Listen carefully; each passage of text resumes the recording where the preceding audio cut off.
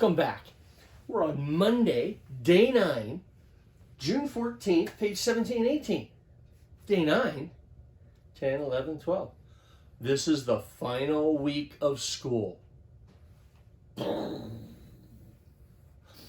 last shout out day. Now, over the weekend, I showed you how I cleaned out our classroom. Well, I was able to go to school, clean out the classroom, and bring home the dinner bell for our final shout outs. Okay, so let's get started. Here's the folks that reached out last week. Email, text, phone, FaceTime, postings. All right. In period 3, Timothy, Abby, Noah, Katie, JD, Grace, Dylan, Annie, Cadence, and Jake. And remember, Blackboard is staying open. Mathia is staying open. If you have the urge, until July 31st, you can continue working because like Grace and Cadence, they finished Mathia. What a great way to prepare for next year. Remember, right now in Mathia, we're working on the Algebra Summer Skills for Algebra 2. All right, let's go on to period 3. Darrell, Kaylee, Morgan, Kira, Gideon, Emily, Bailey, Christy, Trison, and Austin. And special shout outs to Gideon and Christy for working on Mathia this week. And now for period 5, Monroe, Lucas, Sydney, Natalie, Mackenzie, Cole, Cam, Joshua, Lane, Kaylin, Abigail, Bree, and Zach. I want to thank all you for reaching out to me while I reach out to you. This is our last opportunity to do those sorts of things. So this week we've got doodles coming up, we've got free writes coming up, we've got these quizzes coming up, which reminds me, want to raise your grade? Check out Teams. If you check out the Teams page, I posted 4 quizzes that you can take to try to raise your grade. All right, so our final shout out with our dinner bell. Thank you for reaching out. Now, this entire week, all those algebra skills the last 2 weeks were for this week. The factors, the zeros, the x-intercepts, the solutions, okay? We're trying to locate how to solve real-world mathematical situations, okay? And right where we start is a graph. Either what goes up must come down, okay? Like the picture you see here, the rocket, the ball, okay? Anything that goes up must come down. Right there, that's a key. Right there, that's a key. Once we locate those 2 spots, these are the zeros, okay?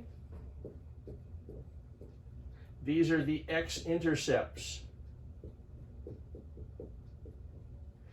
right? That's the vertex. That's the line of symmetry. From there, we can actually discover the solutions. Zero motion, where it starts and where it stops, just like the bridge, okay? Then you think, well, what about the other style, right? Ones that open up. Same idea, right? We got this minimum, right? And we have a start point. We have an end point. Okay, we want to minimize cost, all right? Something like that. So the factors are just the opposite, right? So x minus something and x minus something. So all week we're going to be trying to take standard form and locate those solutions. All right, I'll see you in a minute after I clear the board. Again, it's been a great 3 months. I hope you enjoyed it. But don't be strangers. Let's stay in touch. See you in a minute.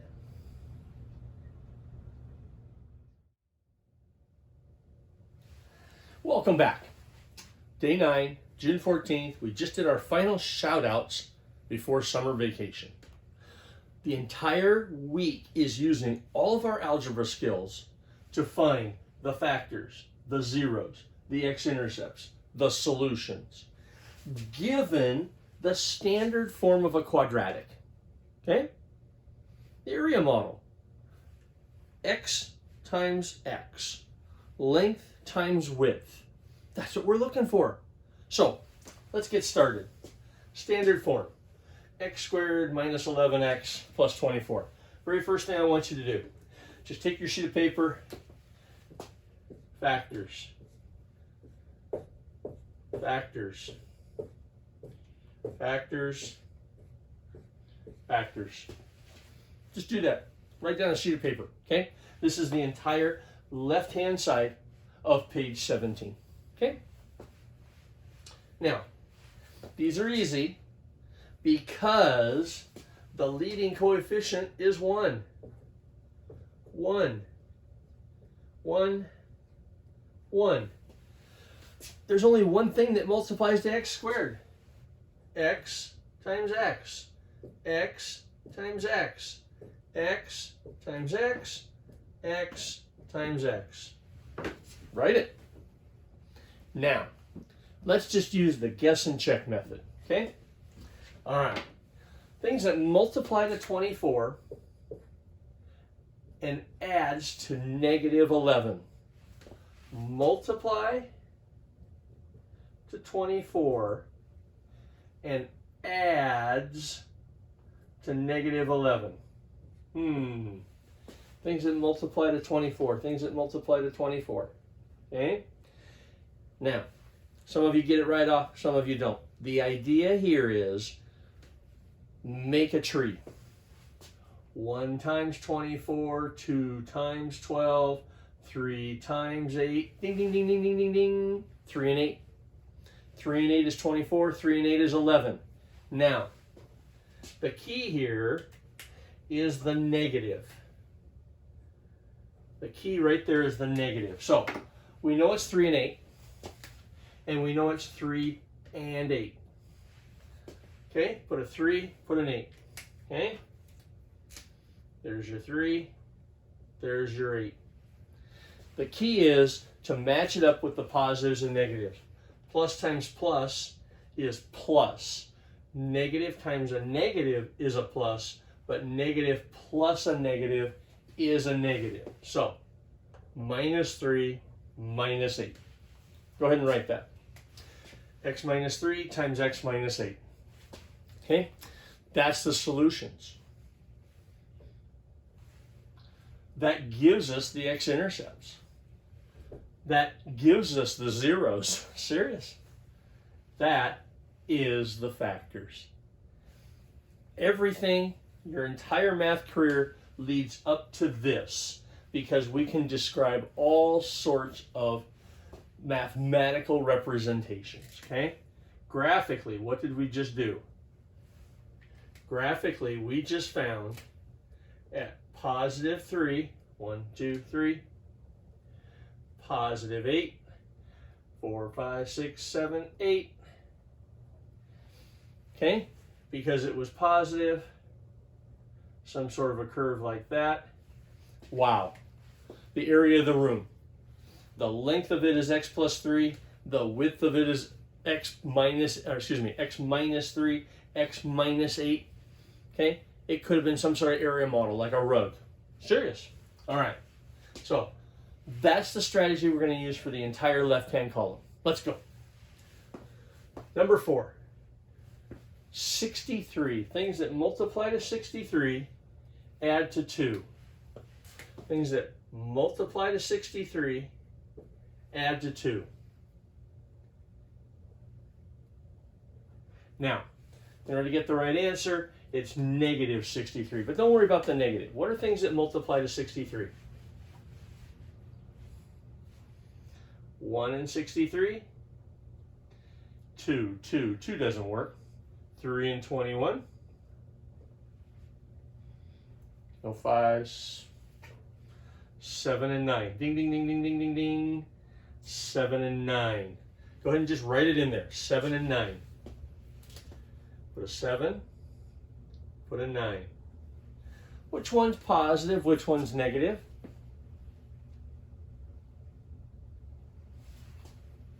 We need a positive 2.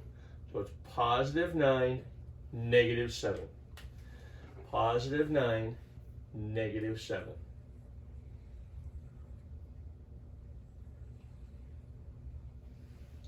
Okay, now the next one trips you up until you recognize that the only thing that's different is the middle term's gone. Rewrite it. X squared plus 0x minus 25. Things that multiply to 25 and add to 0. Things that multiply to negative 25, add to 0. 5 times 5 has to be negative. One of them has to be minus, one of them has to be plus. Done. Middle term goes away. The difference of perfect squares. And the last one, there's a typo in the last one, sorry. Put a little X right there. What are things that multiply to negative 125? Adds to 20. Negative 125 add to 20. 2 doesn't work. 3 doesn't work. The only one that works is 5. 5 times 25. One of them has to be negative. Okay, 5, 25. 5 and 25. Go ahead and write it in.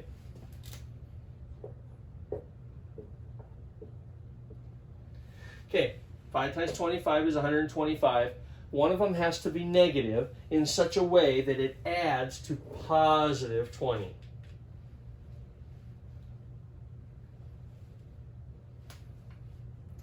Positive 25, negative 5.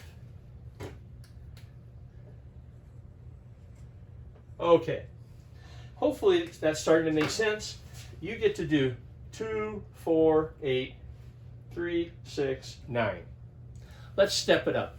This concept here of trying to find things that multiply to one thing and add to another. Let's head over to number 11. Now, the reason number 11 is a little bit more difficult is because the leading coefficient is not 1. It's a 3. Number 12. It's not 1, it's a 2. All right, so same kind of a concept works. We're actually multiplying the first times the last. Okay? It's the same concept as here, splitting the middle term. 3 times 2 is 6. Things that multiply to 6, but adds to 7.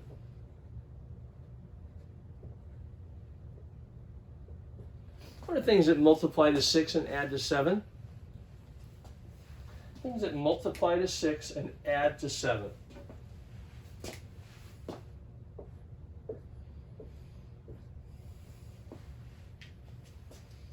Not very many, is there? 1 times 6, 2 times 3. 1 plus 6, 2 plus 3. Things that multiply to 6, add to 7. Boom. Done. Now, I left a little gap here. Things that multiply to 3x squared. 3x, x. 3x times x is 3x squared. Things that multiply to positive. Plus times a plus is a plus. Plus plus a plus is a plus. We need this number right here, this number right here. Now over here we use guess and check. Let's do guess and check here. 1, 6, 6, 1.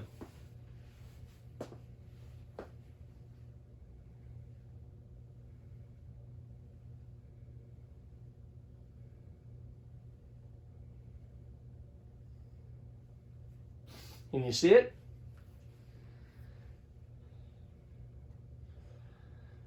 Not yet? Okay, let's try this. Split the middle term. This is called splitting the middle term, the AC method. If you go to YouTube, just type in split the middle term. Okay? You told me a 1 and a 6. Bring down the 3x squared. Bring down the 2. Now we draw a little fence. Okay? Now if we bring down this little fence, we have to factor. What's common to 3x squared and 1x? Can you see how I can pull an x out, leaving 3x plus 1? Can you see how I can pull a 2 out of here?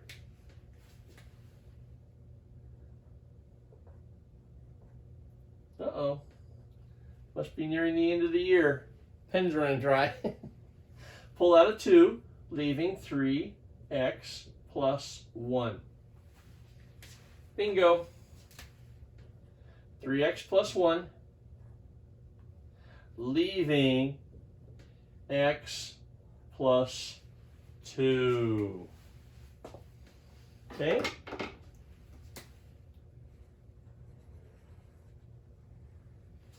All right? So, splitting the middle term. When I said 1 goes here, 6 goes here, I'm like, it didn't work. Okay, these are a little harder. We have to have a strategy. One of those strategies is called splitting the middle term. Okay, you can Google it, you can look up stuff. This is a strategy that might come in handy for Algebra 2. Let's go to the last one and we'll call it a day. All right, so same idea. I need numbers that multiply to negative 18 and adds to negative 3. Multiply, add. Okay? And our ultimate goal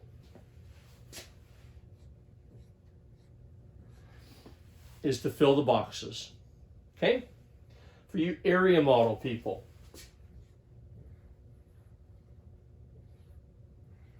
Okay? This is the 2x squared. This is the negative 9. It's just a different strategy. Okay? We got to find out what goes here, what goes here, what goes here, and what goes here. All right, let's make a list. What are things that multiply to negative 18? 1 and 18, 2 and 9, 3 and 6, ding, ding, ding, ding, ding, ding, ding, 3 and 6. One of them has to be negative, one of them has to be positive. The 3 and 6 is what we want, but do you see how to get negative 3, it has to be a positive 3 and a negative 6? Okay? All right, so now, positive 3 is either going to go here and the negative 6 here, or the positive 3 here and the negative 6 here. Okay? So, if you're an area model person, guess and check. Okay? I'm going to use splitting the middle term. So I'm going to bring down the 2x squared. I'm going to split the middle term. Doesn't matter which way you go. You know what? That pen is not going to show up today. So let's try a different color. Bring down the 2x squared. Bring over the negative 3x. Bring over the positive 6. Positive 3, negative 6, isn't it? Positive 3, negative 6.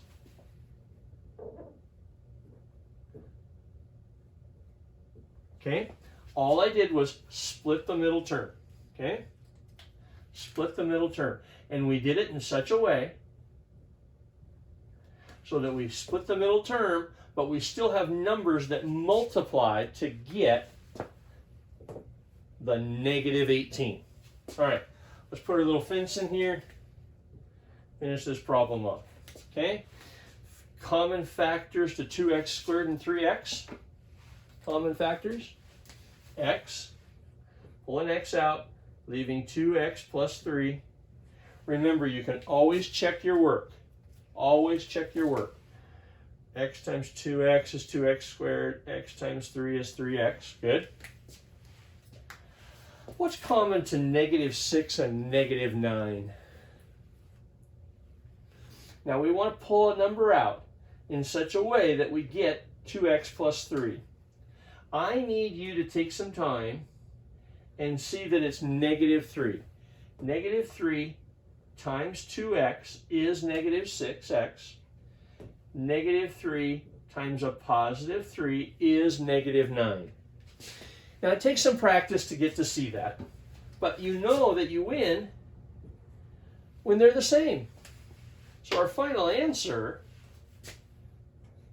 has 2x plus 3. The final answer has x minus 3. Let's check it. Let's check it.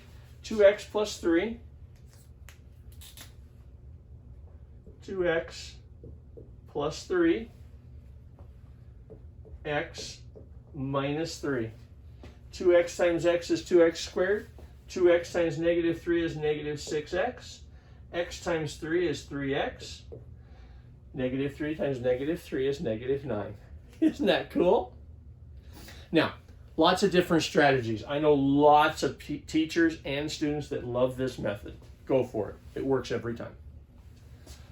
Unfortunately, back in the 70s, I was taught split the middle term, and that's what makes sense to me. What if you don't like any of this? I mean, stand back and look at it. The quadratic formula works every time. Also, we can find the endpoints, the zeros, the x-intercepts, the solutions. The factors are the key to success. All week, different strategies. There's 5 different ways to find the solutions to mathematical problems. I'll see you tomorrow, where it won't be nearly as heavy and not nearly as long. Have a great Monday, everybody. Don't forget our final Zoom meeting, virtual classroom, 1 o'clock today. Bye-bye.